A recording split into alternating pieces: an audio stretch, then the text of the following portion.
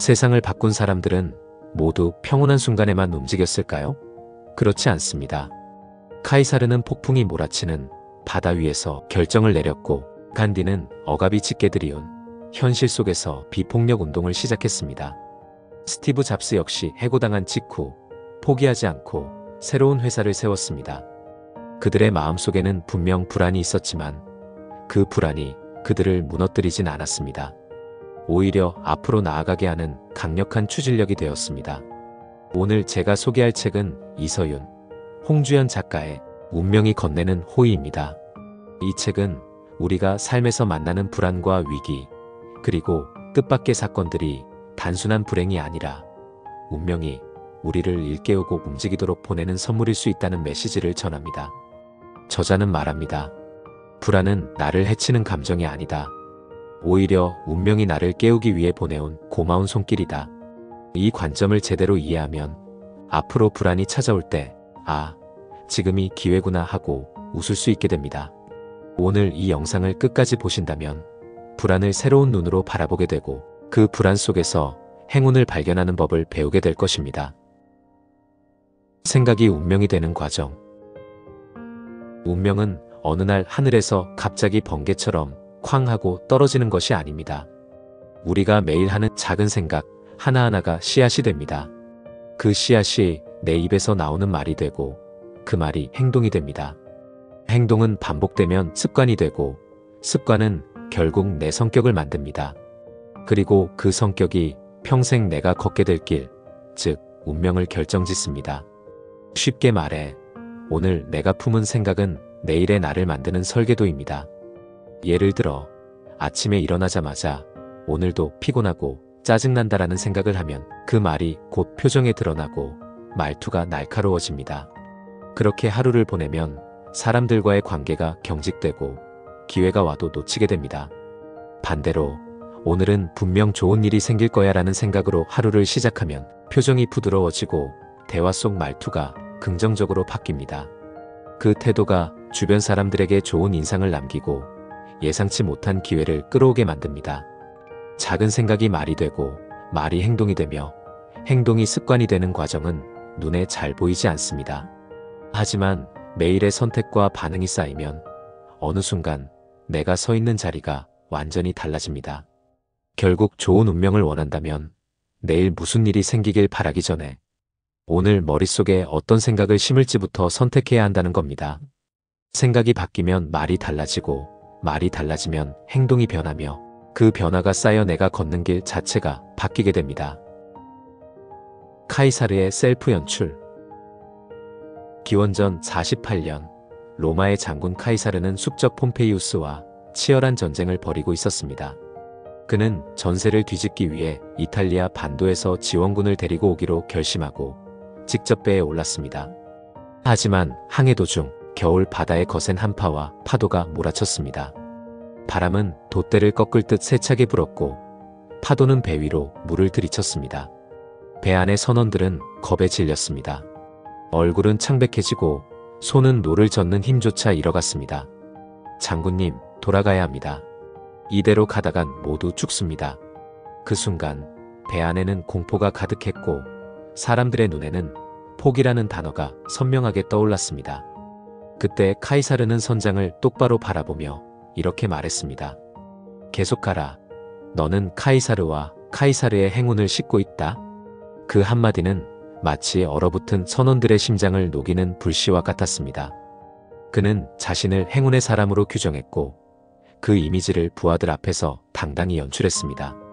그리고 그 순간 선원들은 단순히 폭풍 속에 있는 것이 아니라 행운의 사람과 함께 승리를 향해 가는 여정에 있다고 믿게 됐습니다.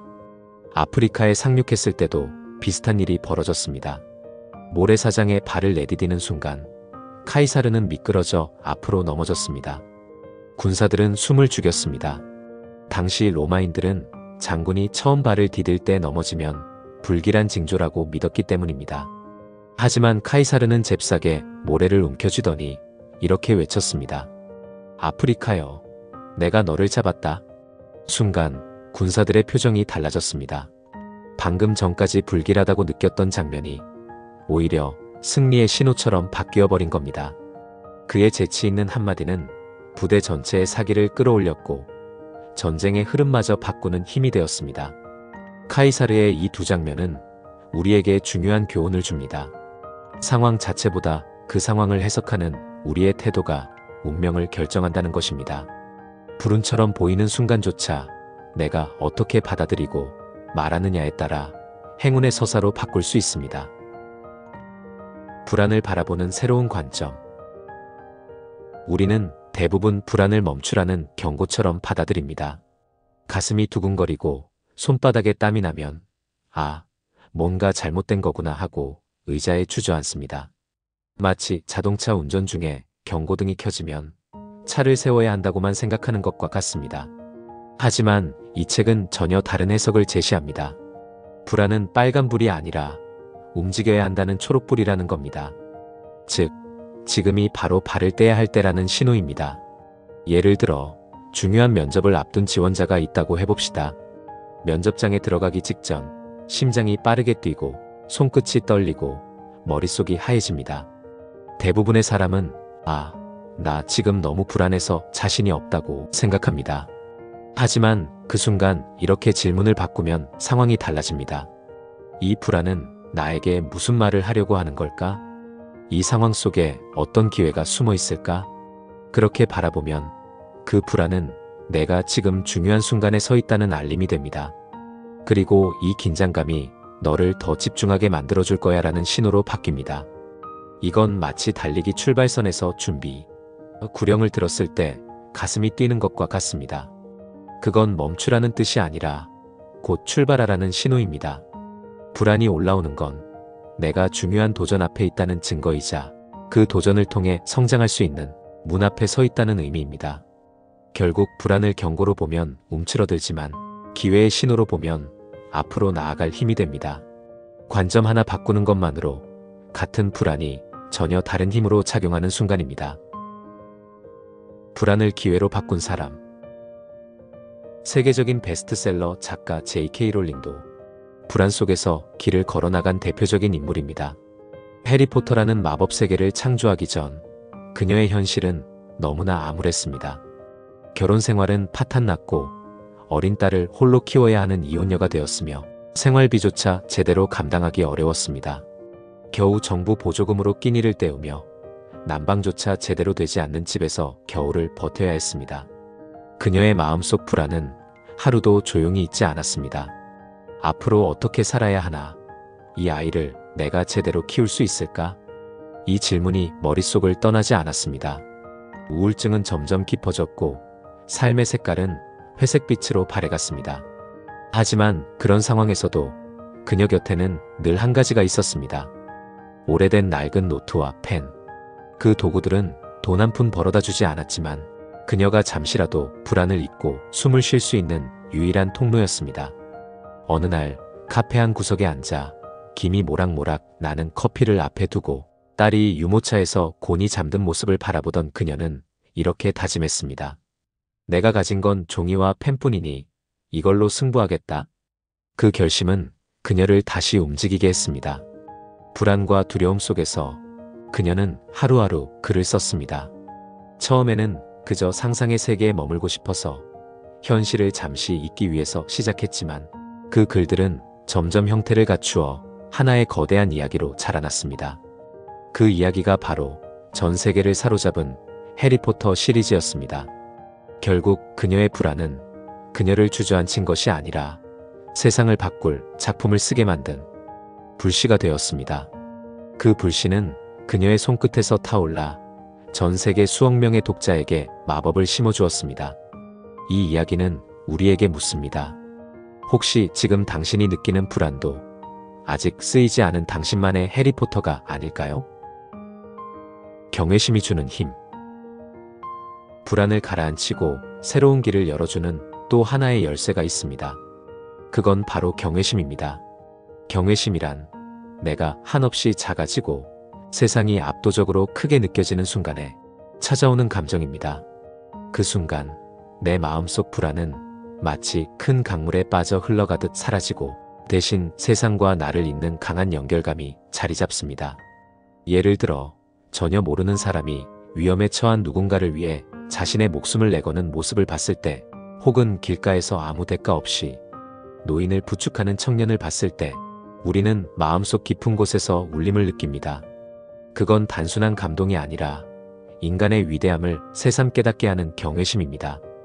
또 새벽산 정상에서 붉은 해가 떠오르는 순간이나 끝없이 펼쳐진 별빛 아래 서 있을 때를 상상해 보세요. 그 앞에서는 내가 안고 있던 고민과 불안이 얼마나 작은지 깨닫게 됩니다. 아, 세상은 이렇게 크고 아름다운데 내가 지금 붙잡고 있는 불안이 전부는 아니구나. 이 깨달음이 불안을 잠재웁니다. 음악과 예술도 마찬가지입니다. 한 곡의 선율, 한 점의 그림이 우리의 마음을 깊이 흔들 때 우리는 일상에서 느끼기 힘든 깊은 감정과 마주합니다. 그때 불안은 잠시 자리를 비우고 그 자리에 새로운 용기가 들어섭니다. 철학자 칸트는 이렇게 말했습니다. 내 위의 별이 빛나는 하늘과 내 안에 존재하는 도덕 법칙. 하늘을 올려다볼 때 느껴지는 무한한 세계, 그리고 그 속에서도 나를 지탱하는 도덕적 용기. 이 두 가지가 우리 안에 경외심을 일으키고 그 경외심은 불안을 바라보는 시선을 완전히 바꿉니다. 더 이상 불안이 나를 가두지 못하게 하고 오히려 그 불안을 딛고 앞으로 나아갈 힘을 줍니다. 미켈란젤로의 통찰. 미켈란젤로는 이렇게 말했습니다. 조각상은 이미 대리석 안에 있다. 나는 그저 불필요한 돌을 제거할 뿐이다. 그가 말한 건 단순히 조각 기술이 아니라 인생에 대한 깊은 통찰이었습니다. 우리 안에는 이미 훌륭한 가능성과 잠재력이 숨어 있습니다. 마치 대리석 속에 숨어 있는 완벽한 조각상처럼 그 가능성은 처음부터 존재하지만 겉에서는 보이지 않습니다. 왜냐하면 두려움, 불안, 남의 시선, 과거의 상처 같은 돌덩이가 그것을 가리고 있기 때문입니다. 그 돌덩이를 치워내는 과정이 바로 성장입니다. 그런데 이 과정은 부드럽지 않습니다. 마치 조각가가 끌과 망치로 대리석을 두드리며 조금씩 모양을 만들어가듯 우리는 삶 속에서 불편하고 때로는 고통스러운 경험을 겪습니다. 예를 들어 누군가의 비판, 실패의 아픔, 뜻대로 되지 않는 현실. 이런 경험이 바로 끌질입니다. 순간순간은 아프고 때로는 왜 이런 일이 나에게 일어나는지 원망스러울 수도 있습니다. 하지만 그 과정을 통해 조금씩 불필요한 돌덩이가 떨어져 나가고 그 속에 있던 진짜 나의 모습이 드러나기 시작합니다. 불안 역시 그 끌질 중 하나입니다. 불안은 우리를 괴롭히지만 동시에 우리를 깨어있게 하고 새로운 시도를 하게 만들며 가능성을 꺼내보게 합니다. 아프지만 반드시 필요한 과정입니다. 결국 내 안의 진짜 조각상, 내가 될 수 있는 가장 빛나는 모습은 돌덩이를 깎아내는 그 고통을 통과해야만 모습을 드러냅니다. 그래서 불안과 어려움은 피해야 할 장애물이 아니라 내 가능성을 드러내기 위해 필요한 조각가의 손길일지도 모릅니다. 위기 속 개방성과 친화성. 위기 상황에서는 마음을 닫지 않고 새로운 정보와 관점을 받아들이는 개방성이 반드시 필요합니다. 왜냐하면 내가 가진 정보와 경험만으로는 상황을 정확히 판단하기 어려울 수 있기 때문입니다. 그래서 주변 사람들의 의견을 듣고 다양한 시각을 참고하는 건 좋은 전략입니다. 하지만 여기서 주의해야 할 점이 있습니다.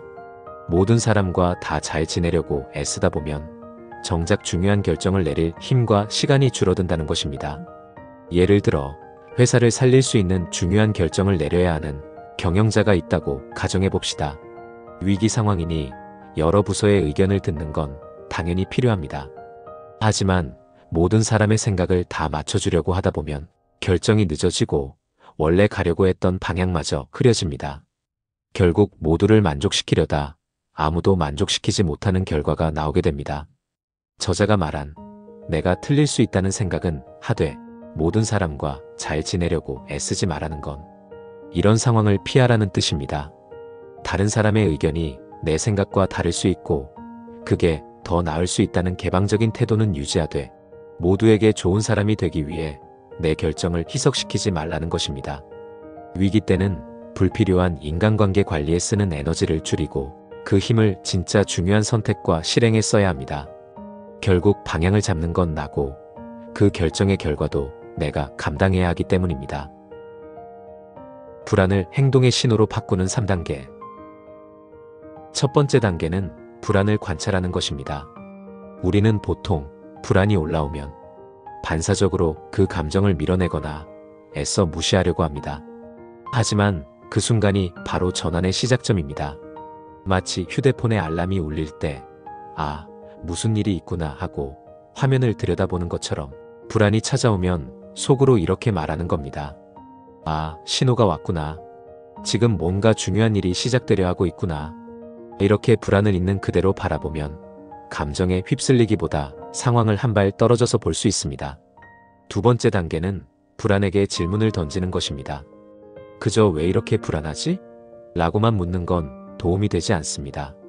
대신 이렇게 물어보세요. 이 상황이 나에게 주는 메시지는 무엇일까? 여기 안에는 어떤 기회가 숨어 있을까? 질문을 바꾸면 시선이 바뀝니다.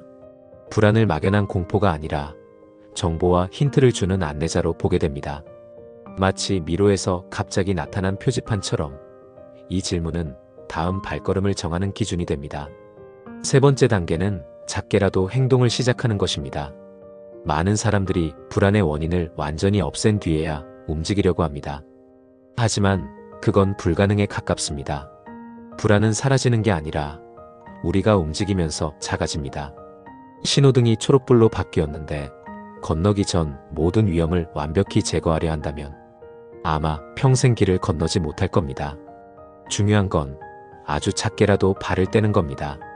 전화 한 통 걸기, 이메일 한 줄 쓰기, 자료 한 장 찾아보기. 이 작은 행동들이 모여 길을 열어줍니다. 결국 2, 3단계는 이렇게 연결됩니다.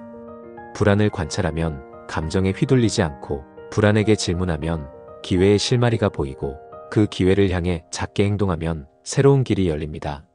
이 과정을 반복하다 보면 불안은 더 이상 피해야 할 적이 아니라 나를 앞으로 이끄는 든든한 길잡이가 될 것입니다. 여러분, 불안은 피해야 할 감정이 아닙니다. 그것은 운명이 당신을 깨우고 길을 건너라고 보내는 신호입니다. 카이사르처럼, 롤링처럼 불운을 뒤집어 행운의 서사로 바꾸세요. 오늘 영상이 마음에 와닿았다면 좋아요와 구독, 알림 설정 부탁드립니다. 그리고 댓글에 지금 불안하지만 도전하고 싶은 일을 적어주세요.